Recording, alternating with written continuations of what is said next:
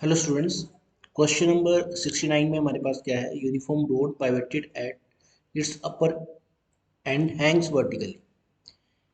तो इसको vertically hang किया हुआ है। तो ये वर्टिकली हैंग किया हुआ है इसको। It is displaced to an angle of 60 degree. और इसको कितने पे डिस्प्लेस कर दिया? 60 डिग्री के एंगल पे हमने इसको डिस्प्लेस कर दिया। एंड देन रिलीज, फिर इसको रिलीज कर दिया।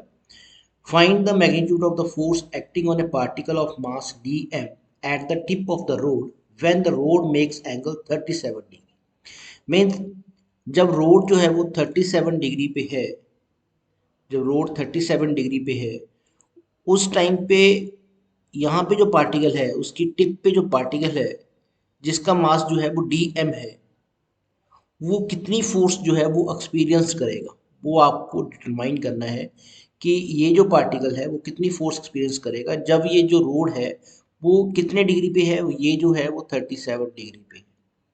और आप उस रोड को कहाँ तक लेके गए हैं? उस रोड को आप कहाँ तक लेके गए हैं? 60 डिग्री तक। तो यहाँ पे जो फोर्स कितना एक्सपीरियंस करेगा, तो यहाँ पे जो फोर्स एक्सपीरियंस करेगा वो फोर्स किसके इक्वल आ जाएगा? वो फोर्स इक्वल आ जाएगा मास ऑफ पार्टिकल। और मास ऑफ पार्टिकल उसमें दिया हुआ है, मास ऑफ पार्टिकल कितना दिया हुआ है? dm। तो मास ऑफ पार्टिकल dm, और उस पार्टिकल के ऊपर नेट एक्सेलरेशन क्या होगा वो आपको डिटरमाइन करना पड़ेगा। तो फोर्स जो आ जाएगा that is mass of particle net acceleration. अब देखो नेट एक्सेलरेशन क्या होगा पार्टिकल के ऊपर। तो नेट एक्सेलरेशन, दो एक्सेलरेशन यहाँ पे आपके पास आएंगे। एक तो आपके पास टेंजेंशियल एक्सेलरेशन आएगा, क्लियर। तो एक आपके पास टेंजेंशियल एक्सेलरेशन आ जाएगा और एक आपके पास जो आएगा दैट इज सेंटीमीटर एक्सेलरेशन। तो यहाँ पे जो फोर्स आपके पास आएगी वो फोर्स जो आएगी that force F is equal to dm under root tangential acceleration का स्क्वायर प्लस सेंटीमीटर एक्सेलरेशन का स्क्वायर। अब देखो जो सेंटीमीटर एक्सेलरेशन है वो सेंटीमीटर एक्सेलरेशन किसके इक्वल आएगा? सॉरी, टेंजेंशियल एक्सेलरेशन किसके इक्वल आएगा? टेंजेंशियल एक्सेलरेशन जो आपके पास आएगा वो एंगुलर एक्सेलरेशन इनटू आर। और आर क्या आ जाएगी? R is the length of the rod. तो हम मान लेते हैं कि रोड की जो लेंथ है वो कितनी है? एल। रोड की जो लेंथ है एल है। तो टेंजेंशियल एक्सेलरेशन यहाँ पे जो आ जाएगा that is alpha into L. Second, अगर मैं सेंटीमीटर एक्सेलरेशन की बात करूं तो सेंटीमीटर एक्सेलरेशन क्या होगा? V square upon r. Again r क्या आएगी? लेंथ आएगी। तो सेंटीमीटर एक्सेलरेशन जो बन जाएगा वी स्क्वायर अपॉन एल। और इसको अगर मैं ओमेगा में कन्वर्ट करूं तो ये बन जाएगा ओमेगा स्क्वायर एल। तो ये मेरे पास जो है वो सेंटीमीटर एक्सेलरेशन आएगा। अब देखो सेंटीमीटर एक्सेलरेशन जो है वो आपके पास आ गया ओमेगा स्क्वायर एल। और जो टेंजेंशियल एक्सेलरेशन है वो आ जाएगा alpha into L.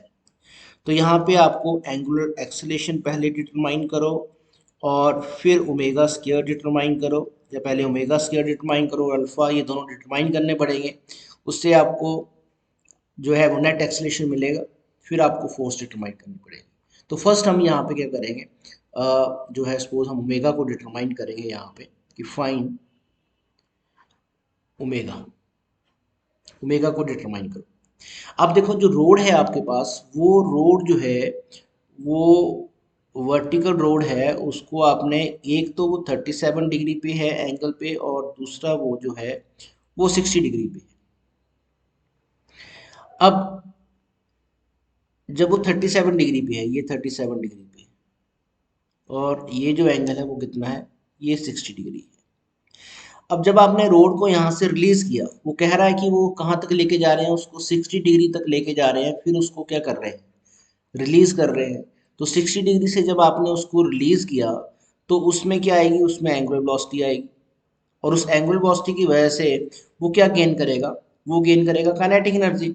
It means यहाँ पे जो आएगा that is gain in kinetic energy.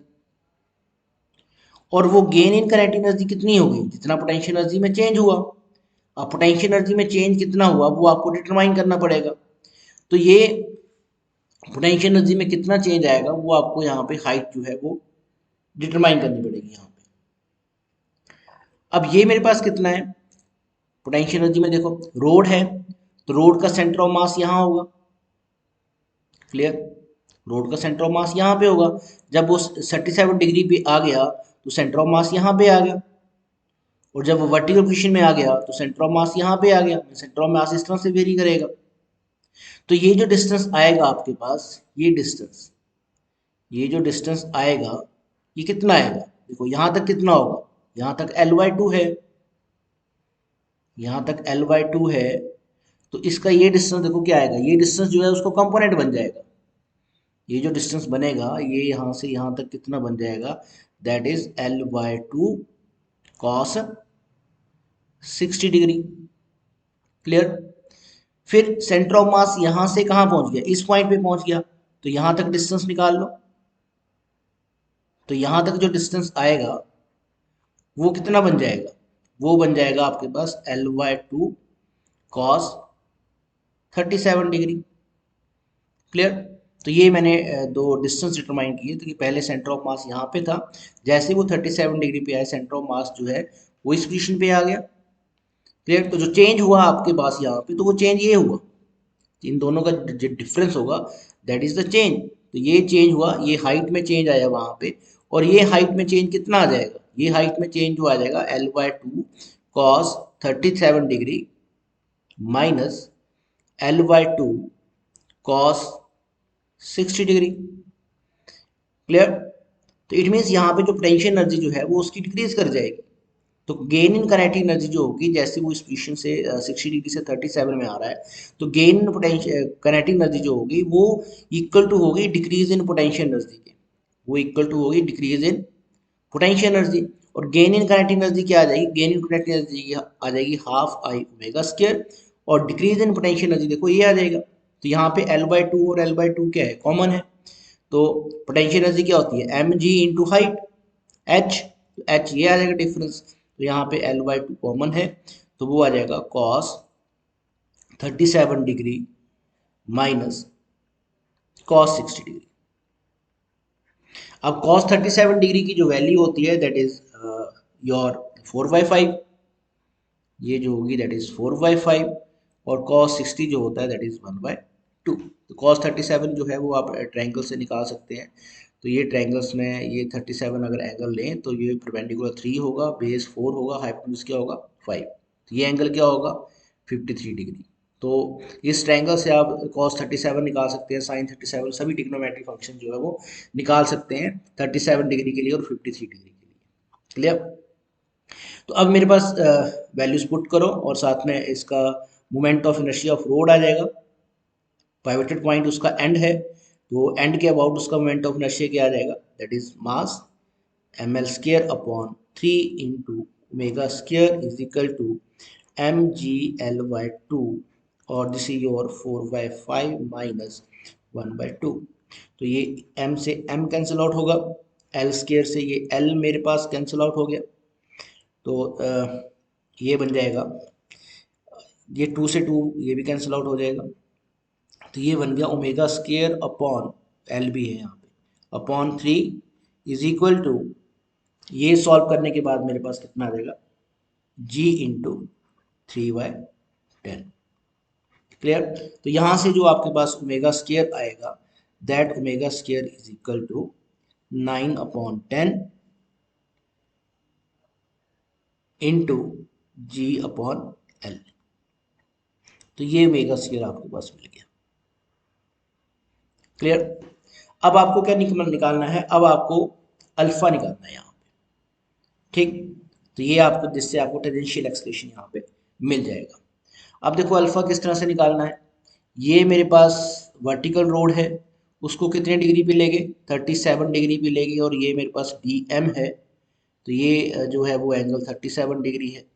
अब यहाँ पे देखो जो वेट आएगा वो कहाँ पे एग्जर्ट होगा उसका, वो यहाँ पे होगा जहाँ पे सेंटर ऑफ मास है, दैट इज mg। तो इसके टू कंपोनेंट्स बनेंगे यहाँ पे, एक कंपोनेंट तो ये बन जाएगा और एक इसका परपेंडिकुलर कंपोनेंट इधर को बनेगा। तो ये एंगल 37 है, तो ये एंगल भी कितना होगा 37 डिग्री। तो ये जो कंपोनेंट है, ये जो कंपोनेंट बन गया, ये बन गया मेरे पास mg cos 37 डिग्री, और ये कंपोनेंट जो है वो आपके पास क्या आ गया mg sine 37 degree. It means जो इसके ऊपर जो फोर्स है, वो ये जो फोर्स है वो इस डायरेक्शन में लग रही है। क्लियर? और वो कितनी लग रही है? M g sine 37 degree. तो यहाँ पे टॉर्क आपके पास क्या होगा? टॉर्क जो यहाँ पे डेवलप होगा ड्यू टू दिस फोर्स, जो रोटेशन आएगी, टर्निंग जो आएगी, that is I into alpha. और टॉर्क मेरे पास क्या आएगा? टॉर्क मेरे पास होगा फोर्स, कि उस पॉइंट पे फोर्स कितनी लग रही है, और उस पॉइंट का परपेंडिकुलर डिस्टेंस कहाँ से? रोटेशन से, into moment of inertia pivoted point से, तो एंड पॉइंट से उसका moment of inertia into alpha. अब देखो फोर्स कितनी लग रही है यहाँ पे, तो इस पॉइंट पे जो फोर्स है वो एम जी साइन 37, तो यहाँ पे जो फोर्स है that is m g sine 37 degree. और इस पॉइंट का ये पाइवटेड पॉइंट है, पाइवटेड पॉइंट से ये डिस्टेंस कितना आ जाएगा? ये distance is l by two. ये जो डिस्टेंस आएगा वो कितना आएगा? L by two. तो ये मेरे पास क्या आ जाएगा? L by two. और मोमेंट ऑफ इनर्शिया, इस पॉइंट के अबाउट जो मोमेंट ऑफ इनर्शिया आएगा दैट इज रोड का पाइवटेड पॉइंट के अबाउट जो रोड का मोमेंट ऑफ इनर्शिया दैट होगा that is m l square upon 3 into alpha. अब यहाँ पे साइन 37, तो साइन 37 की वैल्यू मेरे पास क्या आएगी? 3/5, क्योंकि मैंने आपको यहाँ पे ट्रायंगल बताई थी। This is your 3, this is your 4, this is your 5, this is your 37। तो साइन 37 जो आप मेरे पास आ जाएगा दैट इज 3/5। तो ये बन जाएगा m g into 3/5 into l by two is equal to m l square upon 3 into alpha.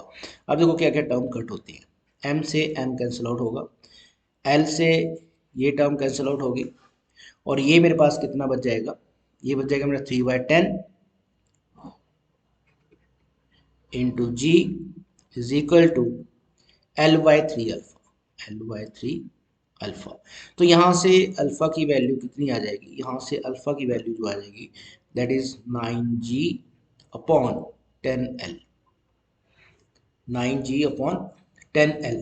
तो ये मेरे पास जो है वो अल्फा आ गया। आपने इससे पहले ओमेगा स्क्वायर निकाला था। ओमेगा स्क्वायर क्या था? 9/10 g अपॉन l। तो ओमेगा स्क्वायर आपने निकाला था 9/10 g अपॉन l। सेम ही वैल्यू ओमेगा स्क्वायर की और अल्फा की। तो नेट एक्सेलेरेशन कितना आएगा? तो नेट एक्सेलेरेशन जो यहाँ पे आएगा वो नेट एक्सेलेरेशन आएगा टेंजेंशियल एक्सेलेरेशन का स्क्वायर प्लस सेंटीमीटर एक्सेलेरेशन का स्क्वायर। और टेंजेंशियल एक्सेलेरेशन मेरे पास क्या था? टेंजेंशियल एक्सेलेरेशन की जो आपके पास वैल्यू थी that is alpha L. Clear? तो अल्फा एल का स्क्वायर प्लस सेंटीमीटर एक्सेलेरेशन मेरे पास क्या था? सेंटीमीटर एक्सेलेरेशन आपके पास था ओमेगा स्क्वायर है, ओमेगा स्क्वायर एल। तो ये वैल्यूज आप पुट कर दो यहाँ पे। तो ये मेरे पास कितना आ जाएगा? अंडर रूट अल्फा की वैल्यू क्या है? 9/g 10l,